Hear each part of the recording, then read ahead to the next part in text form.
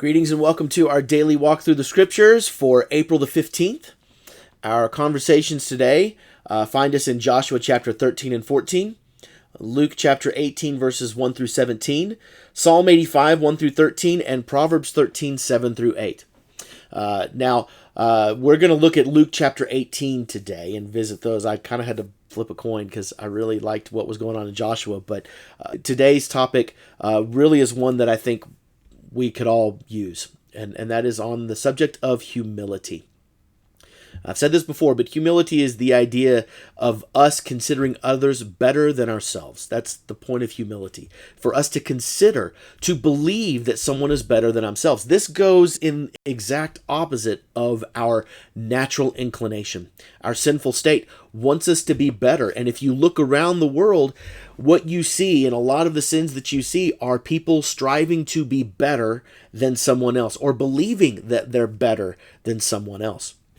Well, in verses 1 through 17 of our conversation today, we see three examples of humility. Okay? The first example we see is the parable of the persistent widow. Now, the reason why this is an example of humility is because the widow recognizes where her help comes from. The widow recognizes that it doesn't come from herself, it comes from God and persistence. In this case, the judge is God. Okay? Now, God is not an uncaring judge who doesn't care about God, but what Jesus is trying to say here is that persistence in prayer and recognizing where our help comes from is how we achieve justice, is how God will bring about justice for his chosen ones, is through persistence and prayer. Never doubt the power of prayer, and never forget what it is that prayer does. Prayer does two things for us. One, it's for our own benefit.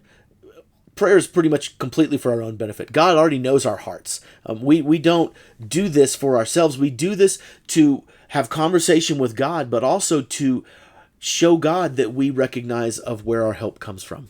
That we show God that we have humility in recognizing that only God can do these things. So that's the value in prayer. And then you go on to the next one, and it talks about the parable of the Pharisee and the tax collector. See, we can look at the things of this world, and we can see them as things of value, whereas the tax collector sees no value in anything that he's done. In fact, he sees himself as the lowest of low, the scum of the earth. That's how we should be seeing ourselves to an extent. Not that we really are the scum of the earth, but that there's nothing that we can do to save ourselves except through Christ. If we really want to be exalted, then we have to go to the exalted one. We have to go to the feet.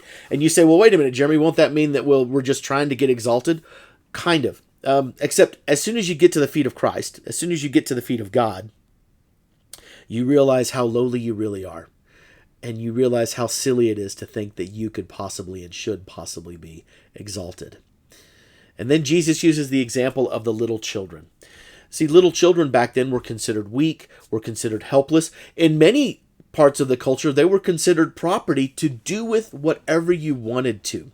You could, as a father, unfortunately, you could beat your child pretty much to death and not suffer any consequences because they were yours to do with as you will.